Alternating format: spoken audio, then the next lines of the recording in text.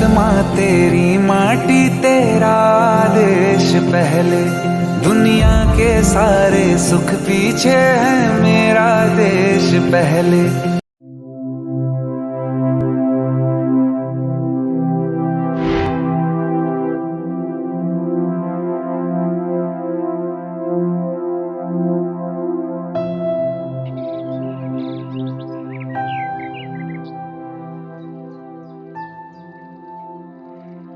अरे छाया, कैसी हो? ऐसे क्यों बैठी हो? क्या हुआ? क्या बताऊं बहन, बहुत परेशान हूँ। मेरे पति की बीमारी ठीक ही नहीं हो रही है और अब तो पैसे भी नहीं हैं कि इलाज करवाऊं। कोई बात नहीं, परेशान ना हो। ये कुछ पैसे रखो, अपने पति का इलाज कराओ, सब ठीक हो जाएगा। लेकिन ये पैसा तुम्हारे पास? अरे बहना, ये मेरा ही पैसा है, तुम्हें उधार दे रही हूँ। जब पति ठीक हो जाए तो चुका देना। समूह से जुड़कर मैंने समूह के नियमों का अनुपालन कर कार्यों को सीखा एवं प्रशिक्षण लिया। फिर ग्राम संगठन ने मुझे सीआरपी के रूप में चुना एवं प्रशिक्षण भी दिलाया। अब मैं सीआरपी के रूप में समूह निर्माण एवं प्रशिक्षण का कार्य करती हूँ और इस कार्य के लिए मुझे कुछ पैसे भी मिल जाते हैं। समूह से जुड़ने के बाद मुझे सामाजिक पहचान मिली और मुझ में निर्णय लेने की क्षमता भी बढ़ी। साथ ही साथ अपने परिवार की मदद भी कर पाती हूँ। इस बीच छाया के गांव में भी समूह गठन के लिए सीआरपी ड्राइव शुरू होता है। माया सीआरपी दल के सदस्य के रूप में छाया के गांव आती है। अब तुम्हारे पति कैसे हैं? अब वो बिल्कुल स्वस्थ हो गए हैं। अच्छा, क्या तुम समूह के बारे में और विस्तार से बता सकती हो? हाँ बहन, मैं तो इसी काम से तुम्हारे गांव आई हूँ। समूह एक छतरी की तरह हमें सुरक्षित रखता है। निरंतर साप्ताहिक बचत से हमारे समूह का कोष भी बढ़ता है, जिससे हम लोग अपनी अचानक आई एवं छोटी मोटी जरूरतों को पूरा करते हैं। बड़ी जरूरतों की पूर्ति एवं आजीविका के लिए हमारा समूह ग्राम संगठन एवं बैंक से ऋण लेता है। समूह निर्धारित ऋण वापसी तालिका के आधार पर ग्राम संगठन एवं बैंक को ससमय ऋण वापस भी करती है। समूह में स्वास्थ्य और पोषण के मुद्दे के साथ साथ कई सामाजिक मुद्दों पर भी बात होती है। नई जानकारी और जीवन जीने का कौशल सब बहन मिलकर एक साथ सीखते हैं और अपनी मेहनत साझे प्रयास से वो सब लाते हैं। अब हम नए नए सपने भी देख रहे हैं। देखो ना, मेरी बेटी बबीता को इंटर के बाद मैंने उसे डॉक्टर की पढ़ाई के लिए पटना भेजा है। ये तो बहुत अच्छी बात है। हमारे समय में तो हम ऐसे सपने भी नहीं देख पाते थे। क्या मैं भी इस समूह से जुड़ सकती हूँ? ऐसा करो, कल बगीचे में अपने आसपास की कुछ दीदियों को साथ लेकर आना। क्यों? वहाँ क्या होगा?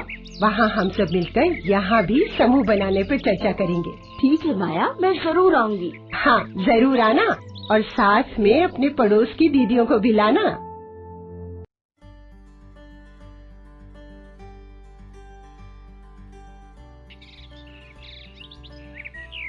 प्रणाम दीदी। प्रणाम दीदी। आइए आइए दीदी, सब दीदियाँ बैठ जाइए। दीदी, हम सब गोला बनाकर बैठेंगे। गोला में क्यों बैठे दीदी? ताकि सभी दीदियाँ एक दूसरे को देख सके और एक दूसरे की बात सुन सके, सबको अपनी बात समझा सके। यहाँ किस लिए बुलाया गया है दीदी? छाया दीदी बोली कि आज यहाँ चर्चा विचार होगा। जी हाँ दीदी, हम सब आज समूह बनाने और इससे होने वाले फायदे पर चर्चा करेंगे। स्वयं सहायता समूह क्या होता है दीदी? पहले इसके बारे में बताइए। स्वयं सहायता समूह एक ही टोला के 12 से 15 दीदियों का समूह होता है। इस समूह में दीदी आपस में जुड़ेंगी और बचत करेंगी। साथ ही साथ अपनी जरूरत के दूसरे सामाजिक और स्वास्थ्य के मुद्दों पर भी चर्चा करेंगी। समूह सदस्यों की जरूरतों की पूर्ति के लिए आपसी लेन देन करती हैं एवं बड़ी जरूरतों की पूर्ति के लिए ग्राम संगठन एवं बैंक से ऋण भी लेती हैं एवं समय से ऋण वापसी करती हैं। बाद में 15 से 20 समूहों को मिलाकर ग्राम संगठन का निर्माण किया जाता है। समूह में सदस्य कौन कौन होंगे? सामान्यतः एक ही टोला या अगल बगल के टोलों में गरीब घरों की महिलाएं जिनकी उम्र 18 वर्ष या उससे अधिक हो, समूह की बैठक एवं नियमों का पालन करने में सक्षम हो वो समूह की सदस्यता ले सकती हैं। दीदी, हम 4 बहुएं हैं और अलग अलग रहते हैं, क्या एक समूह में जुड़ सकते हैं? आप सबका चूल्हा अलग अलग है दीदी। हाँ दीदी। तो आप सभी बहुएं एक समूह से जुड़ सकती हैं। समूह में केवल गरीब दीदी को जोड़ना चाहिए और सब दीदी अलग अलग परिवार से होनी चाहिए। साथ साथ रहने वाली एक ही परिवार की कोई भी दीदी को अलग अलग समूह में जुड़ना चाहिए। समूह से जुड़ने में क्या फायदा है दीदी? बहुत अच्छा सवाल है। आइए दीदी, इस सवाल का जवाब आप खुद ही देख लीजिए। आइए दीदी, इसको तोड़िए। क्या ये आसानी से टूट गया?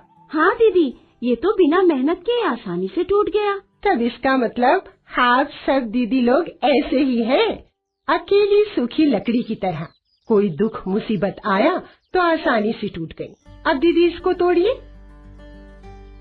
ये तो बहुत मजबूत है दीदी, नहीं टूट रहा है। क्यों दीदी? इसी को कहते हैं एकता, और यही एकता में बल है। ऐसे ही समूह बनता है। एक दीदी से समूह नहीं बनता, 12 से 15 दीदी मिलकर समूह बनाती हैं। जैसे एक लकड़ी आसानी से टूट गई, वैसे ही एक दीदी एक छोटी सी मुसीबत में भी परेशान हो सकती है। अगर हम समूह से जुड़े हैं तो कुछ पैसों की जरूरत हो या कोई और समस्या, सभी दीदी साथ खड़ी रहती हैं। इससे एक और हमारा आत्मविश्वास बढ़ता है और दूसरी ओर नई नई जानकारियाँ मिलती हैं। समूह में तो बड़ा फायदा है। एकता का बल हम लोगों ने एक चित्र में पहले भी जाना था, जहाँ रास्ते में पड़े एक बड़े पत्थर को बहुत कोशिश करने के बाद भी दीदी अकेले हटा नहीं पा रही थी।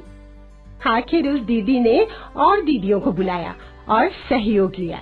सबने मिलकर रास्ते के पत्थर को हटा दिया। सच दीदी, एकता में बल है। हम सब मिलकर समूह से जुड़ेंगे तभी एकता आएगी और हम मिलकर एक दूसरे की मदद करेंगे। सही कहा दीदी। समूह बनाने को आप लोग तैयार हैं या नहीं? हाँ दीदी। ये तो बहुत अच्छी बात है। तो दीदी, मंगलवार के दिन शाम 4 बजे मैं फिर आऊंगी और हम लोग एक स्वयं सहायता समूह का गठन करेंगे। और हाँ दीदी, आप लोगों के मन में इससे जुड़े जो भी सवाल आएंगे आप उसे जरूर पूछिएगा। तो अभी हम लोग चलते हैं। सभी दीदी को प्रणाम।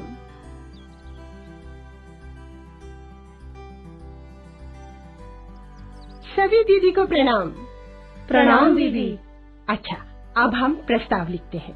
आप सभी एक एक करके अपना नाम, पति का नाम, उम्र, जाति, आधार संख्या और पेशा बताइए। आपके पास क्या क्या है, आपके पास बीपीएल कार्ड है या नहीं। अब सबका नाम तो लिख लिया, लेकिन समूह का नाम क्या रखें? आप बताइए दीदी। ऐसा नाम रखिए जो सबको याद रहे और हमारी पहचान बने। सही कहा दीदी आपने। जैसे हम अपने बच्चों का नाम, अपना नाम कभी नहीं भूलते हैं, वैसे ही समूह का नाम भी ऐसा हो जो सबको याद रहे। तो बताइए दीदी, क्या नाम रखा जाए? आशा समूह। बहुत अच्छा, समूह का नाम तो हो गया, आशा जीविका स्वयं सहायता समूह। अब ये तय करना चाहिए कि हर सप्ताह बैठक करनी है, लेकिन कब बैठक करेंगे, कौन सा दिन, कितने बजे और कहाँ बैठक करना है। आज ही का दिन ठीक है, इसी समय, यानी हर मंगलवार को दोपहर बाद 3 बजे सुनीता देवी के बगीचे में आशा जीविका स्वयं सहायता समूह की बैठक होगी। अब हमें याद रखना है, निश्चित समय पर सब दीदियाँ बिना बुलाए आएंगी और बैठक में शामिल होंगी। बैठक में शामिल होकर बचत करेंगी, आंतरिक लेन देन, स्वास्थ्य, स्वच्छता और पोषण पर चर्चा, जीविकोपार्जन और सरकारी योजनाओं से जुड़ाव पर चर्चा, मासिक प्रतिवेदन की समीक्षा और अपने जीवन से जुड़े दूसरे मुद्दों पर चर्चा करेंगे। तो आशा स्वयं सहायता समूह की सभी दीदियों से आज मैं विदा लेती हूँ। अगले मंगलवार को आपसे फिर मुलाकात होगी।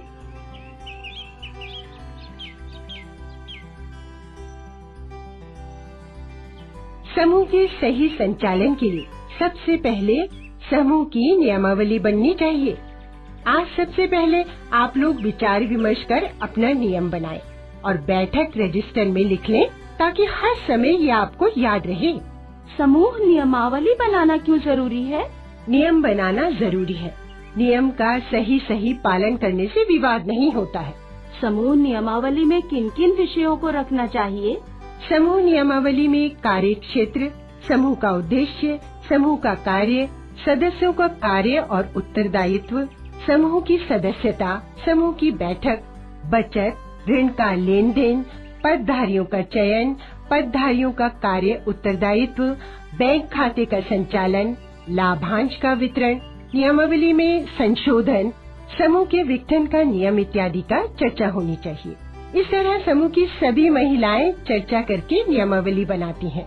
माया दीदी, पिछले बैठक में तो आपने पंचसूत्र का नाम लिया था, ये क्या होता है?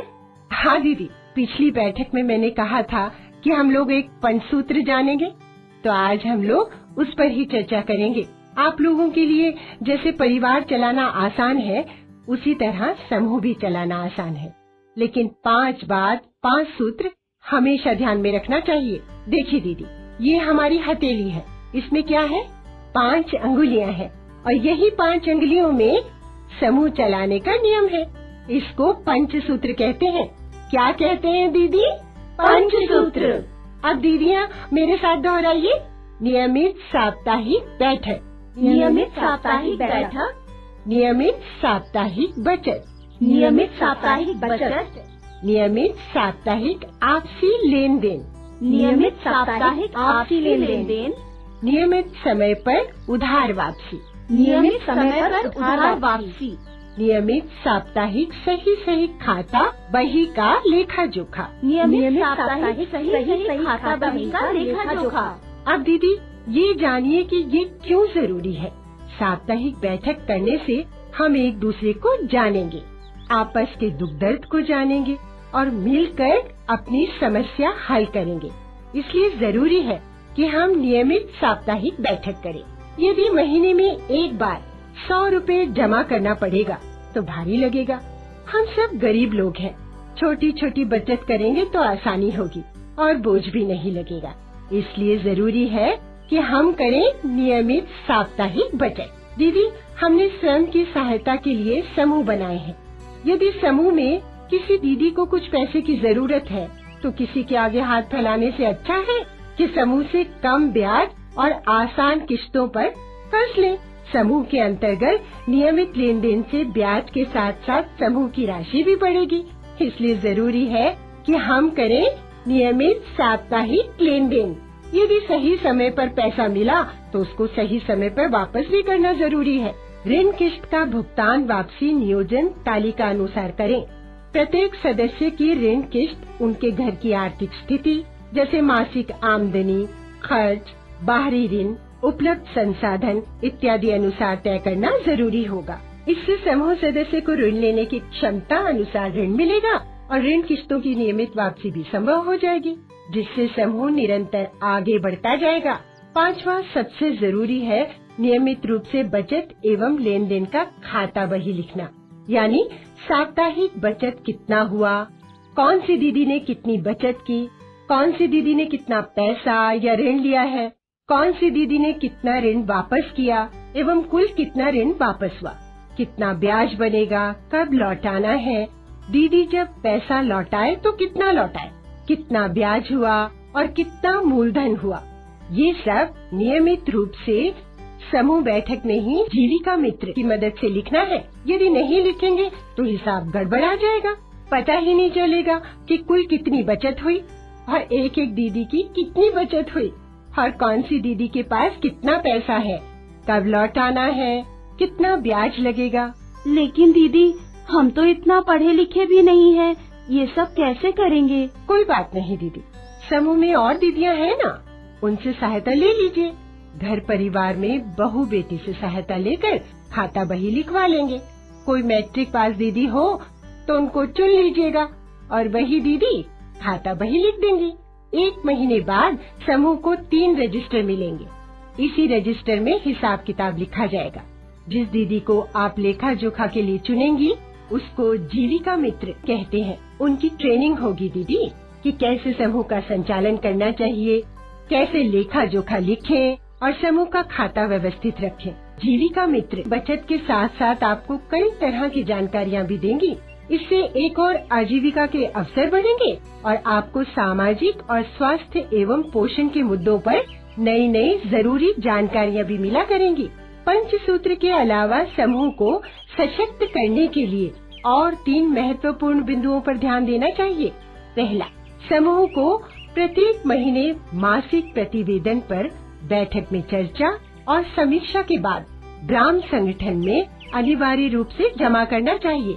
दूसरा, प्रत्येक साप्ताहिक बैठक में बारी बारी से प्रत्येक सदस्य को अध्यक्षता करने का मौका देना चाहिए। उक्त बैठक में कार्यवाहक अध्यक्ष को ही बैठक का संचालन करना चाहिए।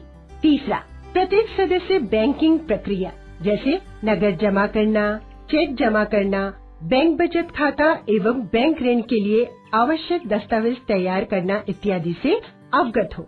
इसके लिए समूह को प्रत्येक सप्ताह या माह में बैंक में राशि व चेक जमा करने की जिम्मेदारी बारी बारी से प्रत्येक सदस्य को देनी चाहिए। इन सूत्रों के पालन से सदस्यों का ज्ञान और आत्मविश्वास बढ़ेगा एवं एकता की भावना निरंतर बढ़ेगी। क्या इसके अतिरिक्त और भी नियम बनाना चाहिए? हाँ दीदी, समूह नियमावली के साथ साथ समूह को अनिवार्य व्यवहार नियम भी बनाना चाहिए। इससे सदस्यों एवं समुदाय में स्वस्थ व्यवहार पालन की आदत विकसित होगी एवं आदर्श समूह एवं समुदाय का निर्माण हो सकेगा।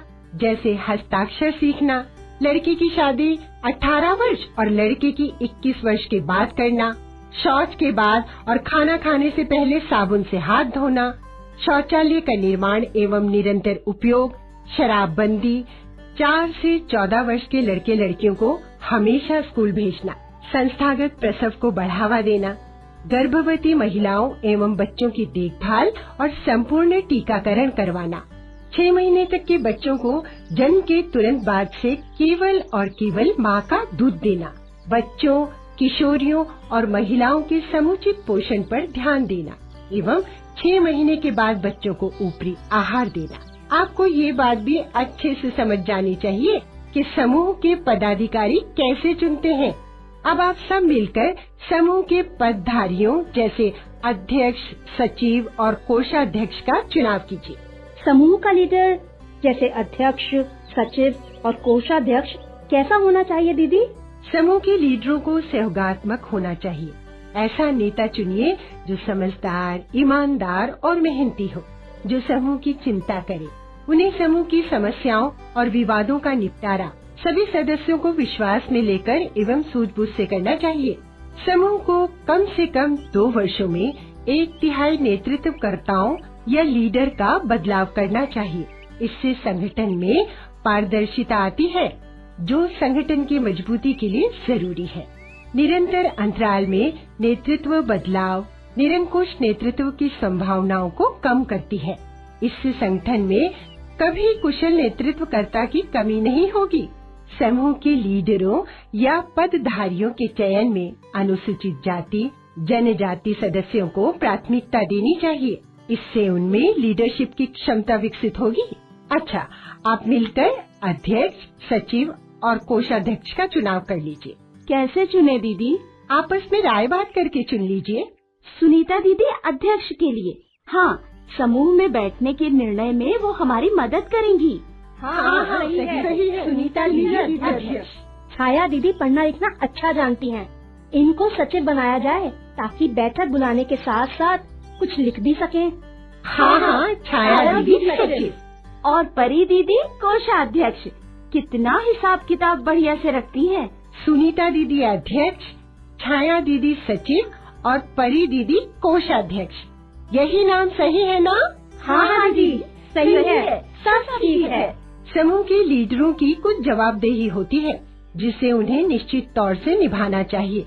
जैसे अध्यक्ष दीदी की मुख्य जवाबदेही बैठक बुलाना और अध्यक्षता करना, बैठक में सदस्य द्वारा लाए गए प्रस्ताव को रखना और चर्चा कराना, निर्णय न होने पर निर्णायक मत देना, नियम पालन पर चर्चा करना और निर्णय पर सहमति बनवाना, ग्राम संगठन, दूसरी संस्थाओं या मंच पर समूह का प्रतिनिधित्व करना।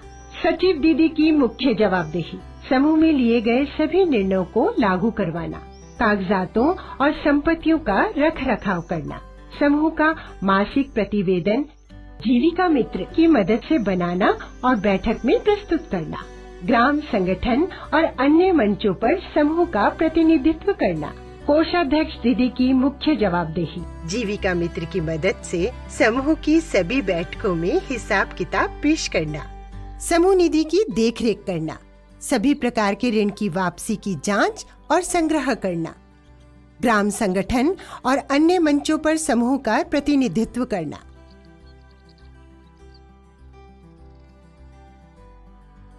लेकिन दीदी, बैठक कैसे करना चाहिए? जैसे हर शुभ कार्य हम प्रार्थना से करते हैं, वैसे ही बैठक की शुरुआत भी प्रार्थना या गीत से करनी चाहिए। ऐसा गीत जिससे सब में हिम्मत आए, सुनने से प्रेरणा मिले। इतनी शक्ति हमें दे न दाता, मन का विश्वास कमजोर होना। इतनी शक्ति हमें दे न दाता, मन का विश्वास कमजोर होना। इतनी शक्ति हमें दे न दाता, मन का विश्वास कमजोर होना। इसके बाद बैठक में हम सभी अपना अपना परिचय देंगे।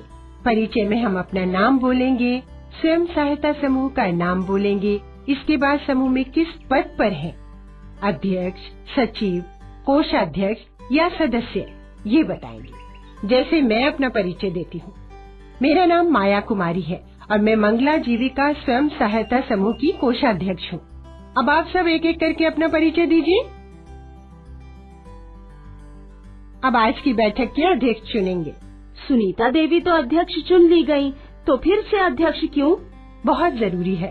सुनीता दीदी तो अध्यक्ष है, लेकिन बैठक के लिए अध्यक्ष चुनने से सभी दीदियों को बारी बारी से बैठक की अध्यक्षता करने और बचत की राशि गिनने का मौका मिलेगा।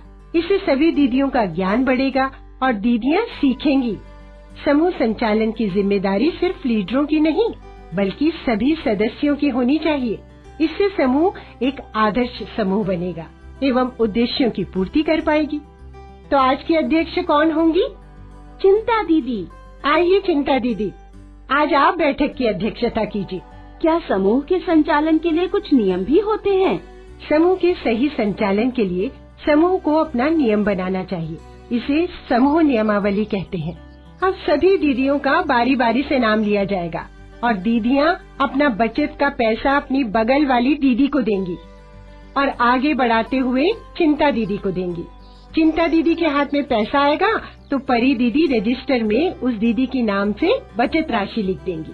हाँ दीदी, तब अपना अपना बचत का पैसा हम जमा करते हैं।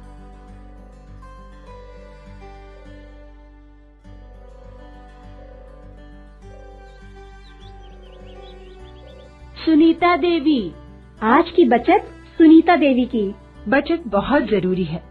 नोट है तो खोल कर देखिएगा और सिक्के होंगे तो गिनेंगे। सब दीदी मिलकर आज की बचत जमा करेंगी तो कुल कितना पैसा होगा? 25 रुपया के हिसाब से हम 12 दीदी मिलेंगे, तब 300 रुपया होगा दीदी। अच्छा दीदी, तब आज की बचत हुई 300 रुपया। अब ये पैसा कोषाध्यक्ष दीदी को दे दीजिए। इस पैसे का क्या करना है दीदी? परी दीदी, जैसे ही बचत का पैसा मिले उसको गिन लीजिए और रजिस्टर से मिलाइए कि जितना पैसा आपके हाथ में है उतना पैसा रजिस्टर में लिखा हुआ है ना। नोट या सिक्कों के प्रकार एवं संख्या का जिक्र विस्तार पूर्वक करें। इसके बाद सभी सदस्यों से पूछिए कि आज किसी को पैसे की जरूरत है? नहीं दीदी। ठीक है, लेकिन यदि किसी दीदी को जरूरत हो तो समूह से पैसा ले सकती हैं। मान लीजिए किसी दीदी को 100 रुपया चाहिए, तो वो समूह से बैठक के दौरान 100 रुपये की मांग करेंगी। तत्पश्चात समूह के लीडर सभी सदस्यों से विचार विमर्श कर ऋण स्वीकृति पर निर्णय लेंगी। साथ ही ऋण वापसी की तालिका भी निर्धारित करेंगी। फिर दीदी समूह द्वारा तय ऋण वापसी तालिका के आधार पर समूह में ऋण वापस करेंगी। ये बहुत अच्छा है। इससे समूह का पैसा भी बढ़ेगा और हम सब पर बोझ भी नहीं होगा। सही कहा सखी। लेन देन से सदस्यों के आकस्मिक जरूरतों की पूर्ति होगी एवं समूह का धन बढ़ता है और समूह मजबूत होता है। लेकिन दीदी, जब पैसा ज्यादा हो जाएगा तब भी हम घर में ही रखेंगे? नहीं दीदी, 1 महीना मीटिंग करने के बाद अध्यक्ष, सचिव और कोषाध्यक्ष दीदी अपनी अपनी 2 फोटो, 2 पहचान पत्र जैसे Aadhaar card, voter card, ration card की फोटोकॉपी और समूह की बैठक में बैंक खाता खोलने का प्रस्ताव बनाकर बैंक जाएंगी। इस प्रस्ताव में सभी दीदियों के हस्ताक्षर होंगे। सभी दीदियां मिलकर बैंक में समूह के नाम से बचत खाता बनाएंगी। इस बचत खाते में समूह का पैसा जमा होगा। जब जरूरत होगी तब निकाला जाएगा और पैसा आएगा तो जमा कर दिया जाएगा। हम सब में से कोई भी बैंक से पैसा निकाल सकते हैं दीदी? नहीं दीदी, बैंक में पैसे की निकासी केवल अध्यक्ष, सचिव और कोषाध्यक्ष के हस्ताक्षर से ही होंगे। इन 3 दीदियों में से कोई भी दीदी या तीनों दीदी मिलकर पैसे की निकासी करेंगी। लेकिन जब भी बैंक जाएं तो बारी बारी से अन्य सदस्यों को भी जाना चाहिए। याद रखें, नियमानुसार बैंक में नकद जमा एवं निकासी सिर्फ समूह सदस्य द्वारा ही करनी है। किसी अन्य जीविका कर्मी एवं जीविका मित्रों को समूह राशि हाथ नहीं लगानी है। आज के लिए बस इतना ही। अगले मंगलवार इसी समय हम लोग फिर से मिलते हैं और उस बैठक में हम लोग समूह के स्वास्थ्य के बारे में जानेंगे। सभी दीदियों को प्रणाम।